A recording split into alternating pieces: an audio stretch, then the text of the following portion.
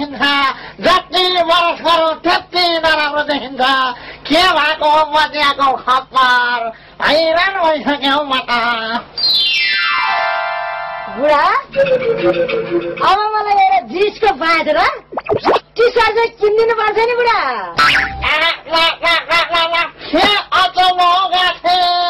जिन्सको पाइँदा T short लाउने उमेर हो यो लाउन खानलाई उमेरले छेक्छ त्यहाँ माथि पनि मेरो यस्तो राम्रो रूप र पैसा कलकलाउँछ जमानी छ यो उमेरमा नलाए कहिले लाउने हे भगवान यो दिन देख्नुभन्दा पहिले मलाई किन खा लागेको प्रभु गाला साला काउरी परेर माथि जाने उमेर भइसक्यो जिनको बाहिर टी सर्ट लाउने अरे के अचम्म हो गाँठे के अचम्म नि जमाना अनुसार चल्नु परेन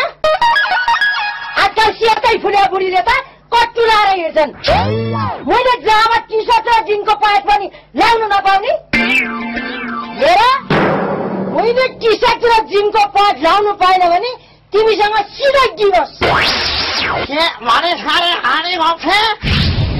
यति जब कुरा तैँले मलाई डिभोर्स गर्ने भनेर च्यालेन्ज गर्ने म तँलाई जिनको प्यान्ट र टी सर्ट किन्दिन सक्दिन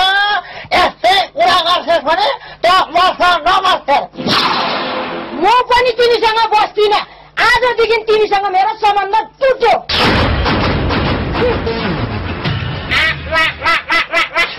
म त यो सास निकै खिच्छु फुलमाला ढुन्ने रे वर्ष आउँदा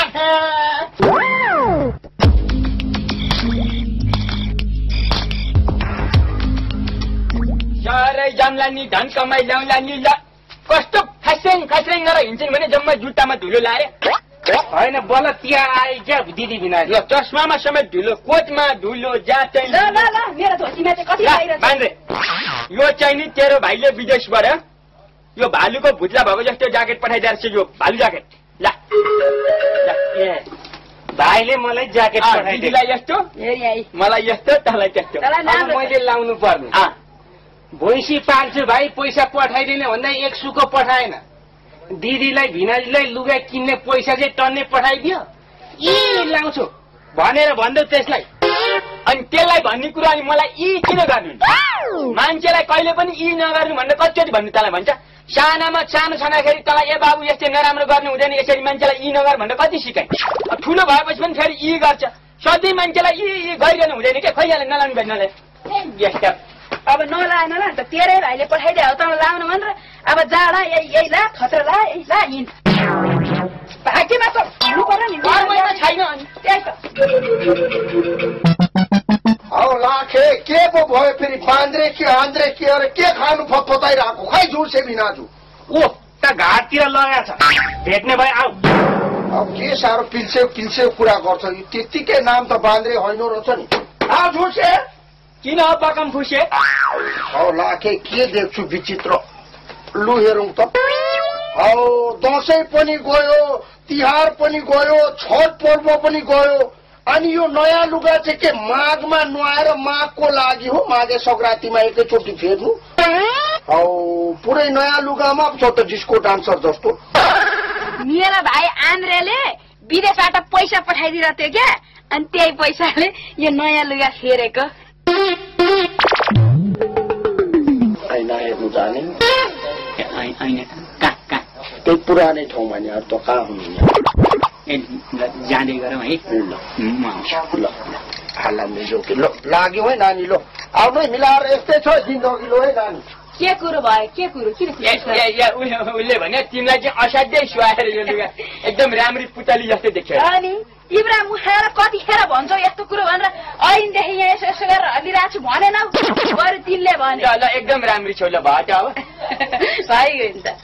हरियो डाँडामाथि हलो जोत्ने साथी हलो जोत्ने के भन्नु तरकारी खन्ने साथी भन्नु पायो लाखे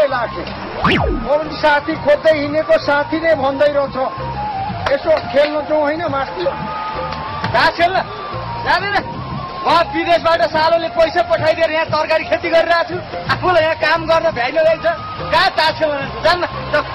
एउटा कथा सुन्छौ त 1914 को काम गरिरहेको छु के कथा गइहाल कति गइहाल मलाई काम गरेर खानु छैन तास खेल्ने रे ए मुइया ल म घट्टा हिँडे ओ तग्मे बुढा कुनै काम गर्ने मान्छे छ भने पठाइदेऊ है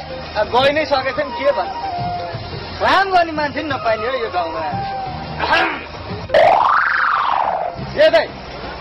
होइन तिमी यो राम्रो राम्रो लुगा लाएर कता हिँड्ने अब यो सालोले विदेशबाट पठाइदिएको ए ल ल त्यो लुगा खोलेर राख अर्को पुरानो लुगा लाएर यहाँ काम गर्न आउँछ खोइ खोइ आउँछ के अरे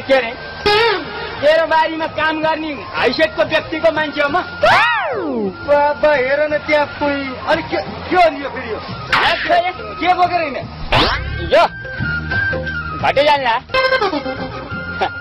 जान्ला भनेपछि तैँले फेरि त्यो मकै पिन्न जान्ला भन्छानिस् होला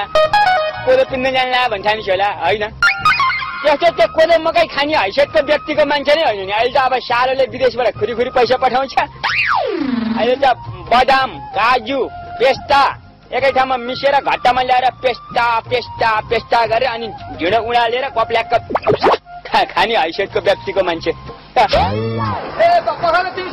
पखाने एउटा कुरा छ उल्टा हाले के भन्नु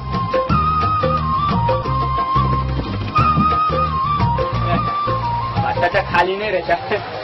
त्यसका बाजे कसले बदाम पिन्न ल्याउला र ज्याला झिगाउला भनेर ट्वाक पनि छिटो पाइरहेको छ भटुवारे आउँदाखेरि पिँधेर गइसकेको हुन्छु त्यसका बाजे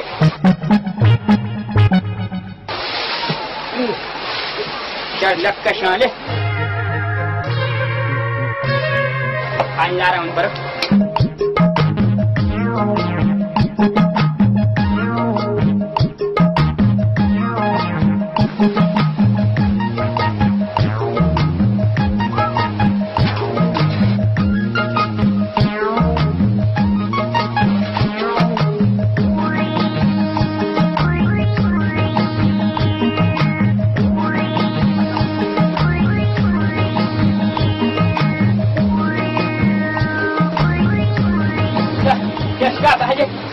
घुमेछ अब खुट्टु बदामको ढिँडो कप्ल्याक मजाले अब जाऊ कहिले पानी मार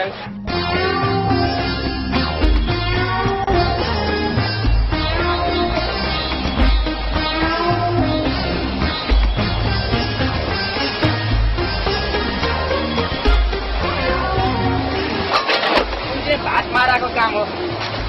मान्छे पिरिरहेको बेला ठ्याक्कसँगले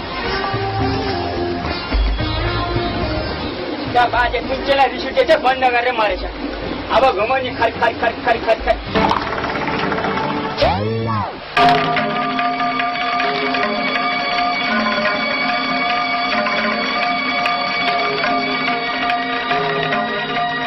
अब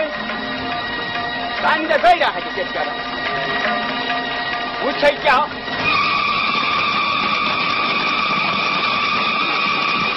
अच्छा माथिबाट पानी आइरहेछ तर घुम्या छैन के भएको हुन्छ त्यसका लागि बजानमा पनि घुम्दैन त के हो उठ्ने त छैन पानी आइरहेछ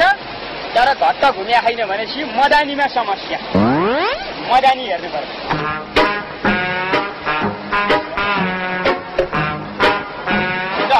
पानी नै आएको रहन्छ अनि कहाँ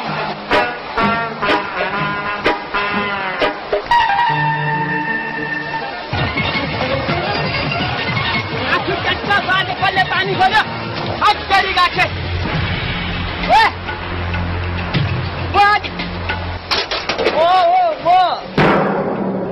मैले एउटा कुरा सुन भन्दा सुन्नु पर्दैन ए चाहिने पो हो आज त्यस्तो सँग छैन